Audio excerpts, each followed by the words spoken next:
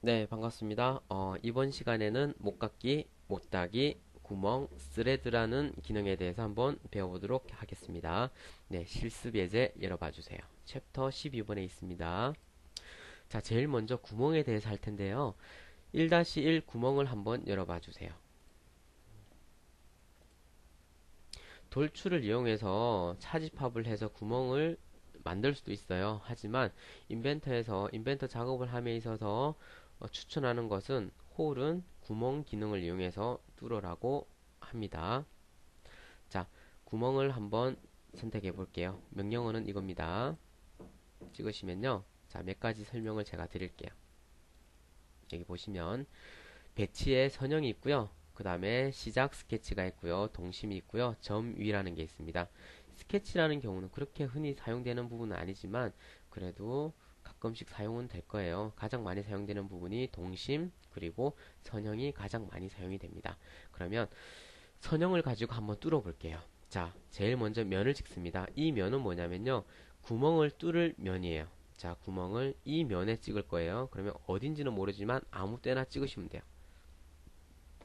그리고 참조란 것은 거리를 입력하기 위한 모서리를 하나 찍는 거예요. 모서리를 찍었습니다.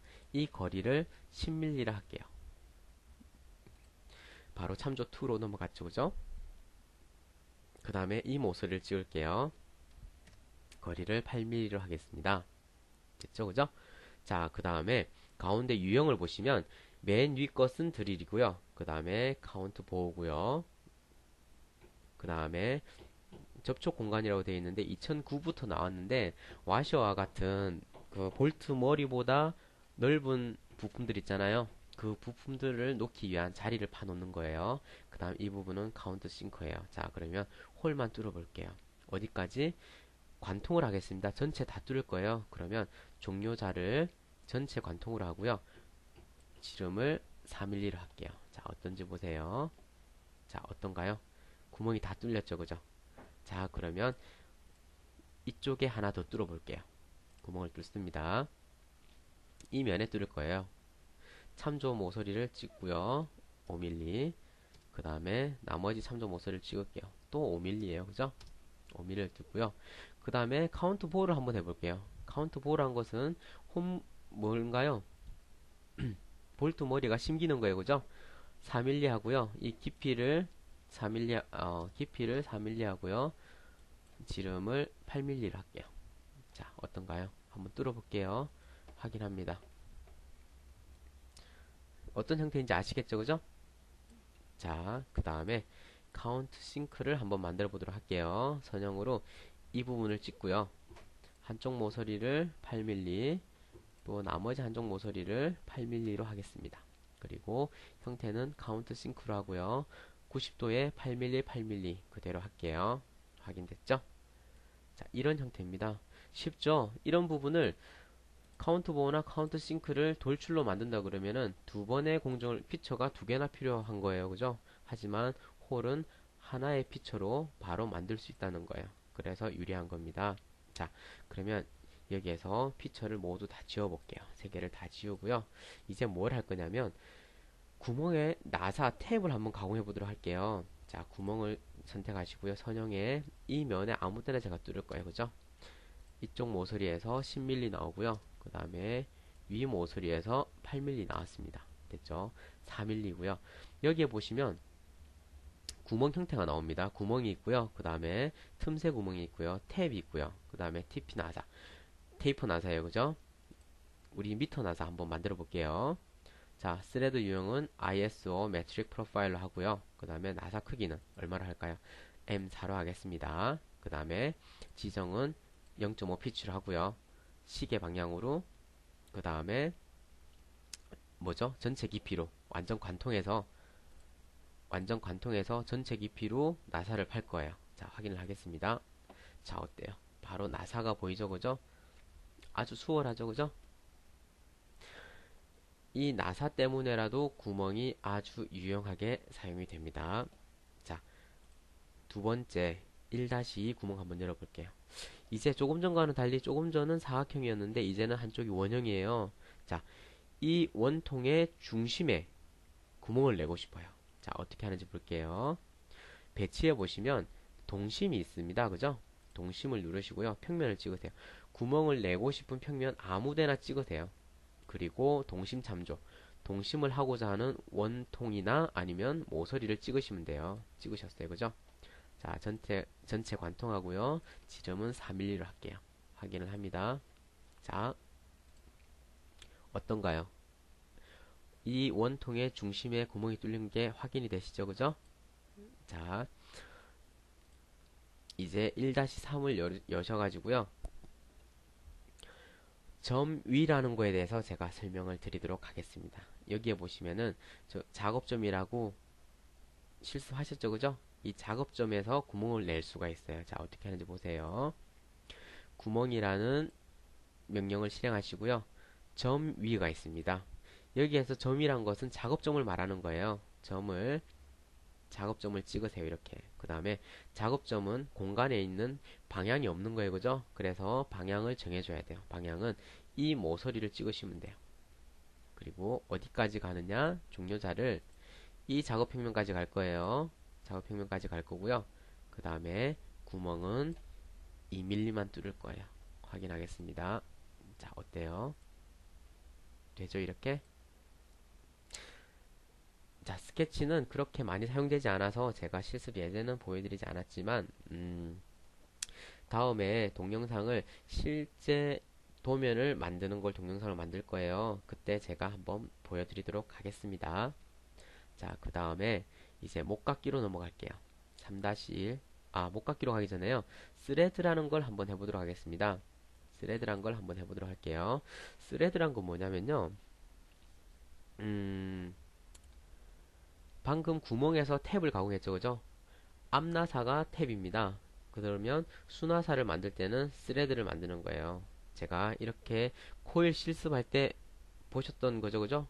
제가 한 번 더 코일이란 기능을 이용해서 실제 나사를 한번 가공해 보여드릴게요. 코일 한번 해보셨으니까 쉽게 하실 거예요, 그죠? 차집합 하시고요. 프로파일을 가지고 축을 찍어서 시계 방향으로 반대로 하고 얼마인가요? 피치가 1.5고요. 그 다음에 개수가 회전수가 15번이죠. 그죠? 너무 많나요? 10번 하고요. 빼기 하면 이런 식으로 나사가 나옵니다. 그죠? 이건 한번 실습을 해보셨어요. 하지만 이렇게 가공된 나사는 용량을 많이 차지해요. 그래서 인벤트에서는 어떻게 하냐면 이미지로 관리를 합니다. 여기 보시면 스레드란 게 있죠. 그죠? 스레드를 누르시고 이 면을 찍으시면 이런 식으로 이미지로 나사 형태가 나와요. 비록 이미지지만 이 도면이 2D 도면으로 변경이 되면 나사 가공이 된 형태로 표시가 됩니다. 그리고 실제로 나사 머리까지 이 부분까지 가공이 안 되죠. 그죠? 그래서 어떻게 하시냐면 스레드를 누르시고 전체 길이를 체크 해제하시고 길이를 15mm 이렇게 하신 후에요. 면을 찍으시면 돼요. 자, 그러면 자, 이게 제대로 된 나사죠. 그죠?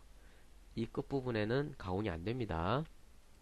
자, 구멍은 탭, 앞나사를 가공할 때 사용하는 거고요. 스레드는 수나사를 가공할 때 사용하는 겁니다. 자, 이제 목깎기 한번 해볼게요. 목깎기 3-1 눌러주세요. 자, 제가 지금 현장에 돌아다니는 이런 낡은 파이프와 뭔가요? 플레이트를 하나 주었어요. 이 부분을 용접을 하려고 그래요. 용접 형태를 만들려면 필렛을 해야 되거든요. 그죠? 자, 필렛이 어디 있냐면요. 여기 있습니다. 목깎기가 여기 있죠. 그죠? 목깎기를 해요. 자, 여러분들이 캐드에서 목깎기를 해보셨다 그러면 명령어가 뭐냐면요. 캐드에서도 필렛이에요. 그죠? 여기에서 인벤트에서 목깎기를 할 때는 모서리를 찍어주시면 돼요. 이렇게. 하지만 모서리를 찍으면 필렛이 이상하게 돼요. 오류가 떠서 안 되죠. 그죠? 이 이유는 뭐냐면 모서리가 떨어져 있기 때문에 그래요. 그래서 이 같은 경우 목깎기는 어떻게 하냐면요. 캐드에는 없는 명령이죠. 면 목깎기가 있어요. 면 목깎기로 이 면과 이 면을 목깎기 할 수 있어요. 얼마로? 2.5mm로 할 수 있을 거예요. 자, 2.5로 할 수가 있네요. 확인을 하세요. 자, 이런 식으로 목깎기를 할 수가 있습니다. 아시겠죠? 자, 그 다음에 두 번째 파일 한번 열어볼게요. 3-2 한번 열어봐 주세요. 자, 여기에서 이런 얇은 플레이트가 있어요. 얇은 플레이트가 용접되어 있어요. 이 같은 경우는 목깎이를 어떻게 하는지 한번 보여드릴게요. 목깎이 누르시고요. 왼쪽에 보시면 전체 둥근 목깎이란 게 있어요. 이걸 선택하시고요. 얇은 부분을 가운데 두고 양쪽을 찍어주시면 돼요. 찍고 가운데 얇은 부분 찍고 반대쪽 자동으로 찍혀요. 이렇게 반대쪽 찍으시면 R이 이렇게 자동적으로 생깁니다. 그 다음에 그 반대쪽 찾아볼게요. 이 부분 마찬가지 목깎이를 하는데요. 전체 둥글기 하셔가지고요. 순서대로 찍어주시면 돼요. 자, 되시죠? 여기까지? 자, 그러면 여러분들은 면 목깎이 하고 그 다음에 전체 둥글기 이 두 가지를 보셨어요. 그러면 가장 흔하게 사용되는 모서리 목깎이는 어떻게 사용되는지 한번 보도록 하겠습니다. 자, 실습 예제를 3-3 열어주세요. 이 부분에서 가장 흔하게 쓰는 모서리 목깎이에 대해서 한번 알아보도록 할게요. 목깎이를 누르시고요. 먼저 모서리를 찍습니다. 자, 이렇게 하면 반지름이 2mm인 모서리가 생기는 거예요. 라운드가 생기는 거예요. 이 부분을 5mm로 하면 이렇게 R이 5mm인 목깎이가 생기는 거예요. 자, 확인을 하겠습니다. 이렇게 생겼죠, 그죠? 그 다음에 뒤로 가고요. 다시 목깎이를 들어갈게요. 목깎이에 들어가서 그 다음에 이제는 R을 달리 해볼게요. 위에는 2mm로 목깎이 하고 아래는 3mm, 기둥은 세워진 수직 모서리는 4mm로 목깎이 해볼게요. 그러면 위에를 먼저 목깎이 합니다. 2mm로 위에 이 모서리 4개를 목깎이 하고요. 그 다음에 추가해서요. 3mm로 아랫부분 목깎이 하고요. 그 다음에 또 추가해서 4mm로 수직 모서리 해볼게요. 자, 이렇게 되죠? 이렇게 되면 이 모서리 전체는 12개의 모서리는 하나의 피처에서 관리가 되는 거예요. 이렇게. 이 부분을 6으로 만들 수도 있는 거고요. 이 부분을 10으로 만들 수도 있는 거예요. 자, 이렇게 한 번에 관리를 할 수 있는 겁니다. 자, 뒤로 가서요. 그 다음에 목깎이가 시작은 얇게 목깎이가 되고요. 뒤로 가면 갈수록 두껍게 알이 크게 목깎이가 되는 경우가 있을 거예요. 그죠? 그러면 목깎이에 상수가 아닌 변수가 있어요. 자, 모서리를 찍어 볼게요. 자, 찍으면 점이 시작이 있고 끝이 있어요. 그죠? 자, 시작이 선택이 되었더니 이 부분이 음영 처리가 되어 있어요. 그죠? 빨갛게 뭐죠? 하늘색으로 하이라이트 되어 있죠. 그죠? 이 부분을 반지름을 2로 할 거고요. 그 다음에 끝부분 반지름을 8로 할 거예요. 자, 이런 형태로 만들 수가 있습니다. 자, 아시겠죠? 그 다음에 셋백에 대해서 제가 말씀을 드릴게요. 셋백이란 것은 모서리에서 처리가 되는 건데요. 자, 먼저 한번 볼게요. 모서리를 R4로 제가 목깎이를 해볼게요. 그리고 적용해 보겠습니다. 어떤가요? 조금 밋밋하지만 모서리가 예쁘게 나왔어요. 그죠? 이 부분을 제가 수정을 해볼게요. 피처 편집에 가서 셋백에 가서요. 이 꼭지점을 찍어보세요. 찍고요. 모서리를 8, 8, 8 해보세요. 그리고 확인을 합니다. 어떤가요? 모서리가 조금 더 완만한 R이 생겨나는 거죠. 그죠? 자, 그럼 셋백에 대해 제가 설명을 드리겠습니다. 셋백이란 것은 한 모서리에 3개의 목깎이나 못따기가 이루어졌을 때 그 모서리를 어떻게 처리하는지를 말해주는 거예요. 자, 여기에서 셋백 값은 뭐냐면요. 이 모서리 끝에서 R이 시작되는 거리를 나타내는 거예요. 실제로는 4mm인 여기서부터 R이 시작되겠지만 8mm로 제가 지정을 했기 때문에 8mm 뒤부터 벌써 R이 시작되는 거예요. 무슨 말씀인지 아시겠죠?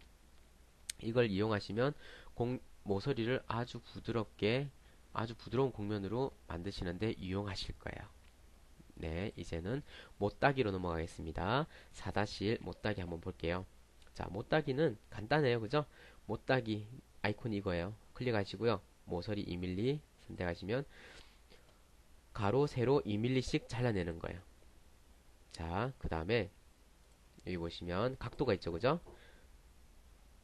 가로를 2mm로 하고요. 각도를 20도로 할게요. 그러면 면을 찍습니다. 면을 찍고요. 그 다음에 모서리를 찍어요. 이 말은 면을 찍은 게 뭐냐면요. 그 면을 0도로 해서 각도가 기울어져요. 무슨 말인지 아시겠죠? 그 다음에 D1, D2는 뭐냐면요. 거리가 달라져요. 하나는 5mm로 하고 하나는 2mm로 해볼게요. 모서리를 찍겠습니다. 찍었어요. 이 방향이 아니에요. 저는 측면에서 볼까요? 아래 방향이 5mm고 위에가 2mm예요. 이 방향이 아니에요. 그러면 반전을 시키면 돼요. 이렇게 확인하시면 됩니다. 간단하죠, 그죠? 자, 그 다음에 한 가지 더 제가 보여드릴게요. 필렛을 하는데요. 목깎기를 하는데요. 제가 4mm로 목깎기를 했어요. 이 부분을 목깎기를 해서 확인을 했습니다. 여기에 뭔가가 빨간색 피처가 있었는데 지워졌어요. 그건 뭐냐면 피처가 작아서 지워진 게 아니고요. 이 작은 피처를 인식을 못해서 지워진 거예요. 그래서 전체 피처 유지를 확인하시면 이렇게 피처가 살아납니다. 자, 이 부분도 실무에서 많이 실수할 수 있는 부분이니까요. 잘 참고하시고요. 응용 한번 해보시고요. 자, 이번 시간은 여기까지 하겠습니다. 감사합니다.